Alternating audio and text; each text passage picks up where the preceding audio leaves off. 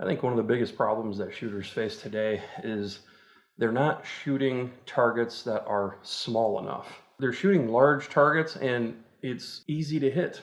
I mean, even a 1 MOA size target, which is pretty small for a typical PRS or NRL event, they're shooting at large targets. And when they go practice, they're shooting at large targets.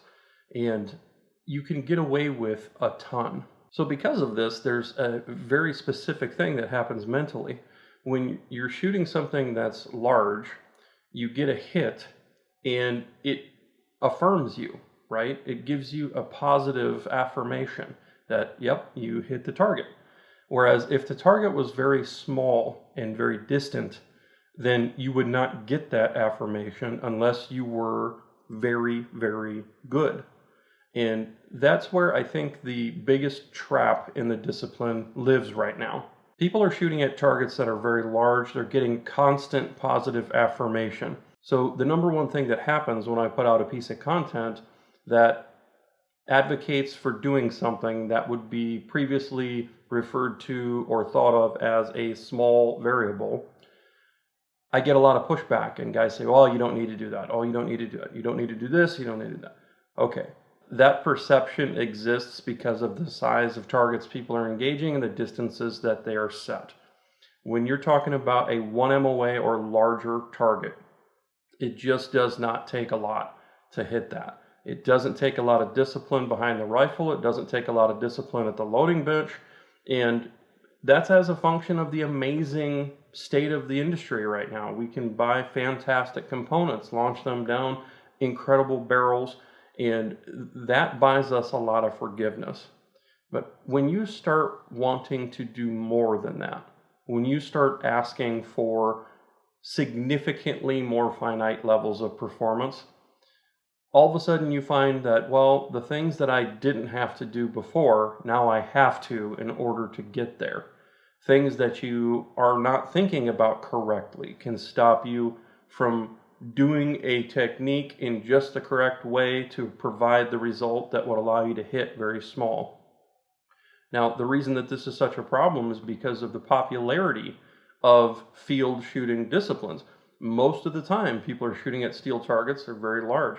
The most popular, fastest growing segment of the sport is that type of shooting. And so there's a constant positive affirmation of hitting targets that are quite a ways off. And let's face it, a 1.5, 2 MOA target at 1,000 yards is it's still shooting well to be able to hit that. But there's a far cry between that and being able to engage a 0.5 MOA target at that same distance. The higher forms of shooting competition, there's also a little bit of a negative consequence as a result of those. The high-end square range disciplines like bench rest and F-class, they have a different thing going on there, right? They can get away with a lot of things on the reloading bench that I can't get away with as a field shooter. If they have an accuracy problem, they can fix it that day, like literally right before they're going to shoot for record. They can fix it with sighters. So they can solve an accuracy problem that's created by some technique that they're doing on the load bench. I can't. I get one round, one target, almost never get a follow-up shot. And so the things that worked for me that would allow me to excel in a target discipline, I've had to understand that those things don't necessarily carry over. The thing that you're doing, the application that you have in mind, should drive your choices. Now, this is not to say that everyone should pursue the most outstanding, highest level of performance, and frankly, not everybody has that kind of time. So if you're happy with not doing that, well, then more power to you.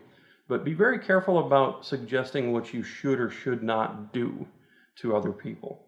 Because unless you've actually begun asking for that level of performance and finding out what you need in order to get there, then it's going to be very difficult for you to give any advice or have any opinion on the matter that's going to bear on someone that's trying to achieve that level of performance.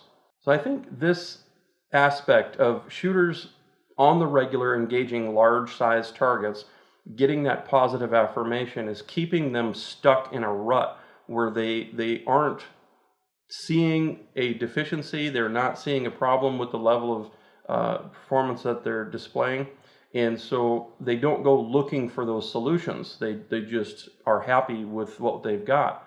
And being happy with the level of performance you have is perfectly fine. I'm not suggesting you shouldn't be.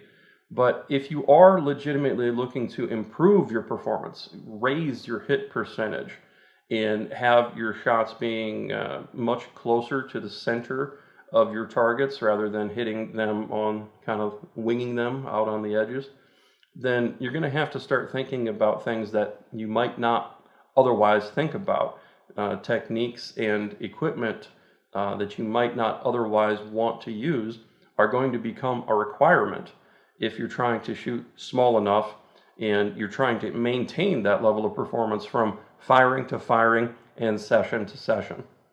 Please hit the thumbs up down below if you like this video, and hit the little subscribe button and turn on your notifications if you'd like to be notified of future content like this.